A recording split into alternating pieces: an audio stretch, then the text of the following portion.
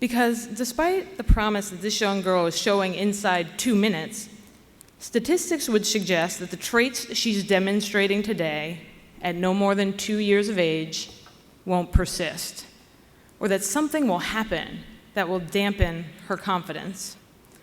How do we explain the fact that women make up 47% of the national workforce, but comprise only 16% of chemical engineers? Or that in financial services, women run less than 10% of all mutual funds, and in venture capital and real estate make up less than 23% of all employees.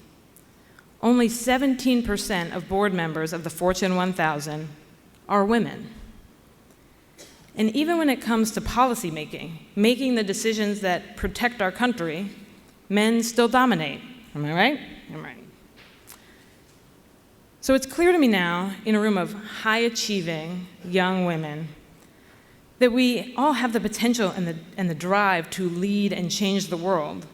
So then what's behind these gross disparities? What accounts for the difference in Aaliyah as we meet her, and Aaliyah as the statistics suggest she will or won't grow up? What accounts for what she'll defer or opt out of or rationalize away? What happens between 1, 2, 3, 5 and being part of the 70% of women who don't negotiate their salary as compared to 54% of men? What happens between 1, 2, 3, 5 and a future Aaliyah deciding not to pursue a career in STEM or finance or national security? What happens to complete and utter confidence and not wanting to raise your hand in a classroom, or the well-known cases of women prefacing comments in meetings with, "I'm sorry, but," maybe somebody already said this, but, or "Can I say something?" Now, let me stop for 1 second. None of what I'm saying is to put the entire onus of these issues on women and girls themselves. Undoubtedly, there are a number of structural impediments that account for the things I've just described and more.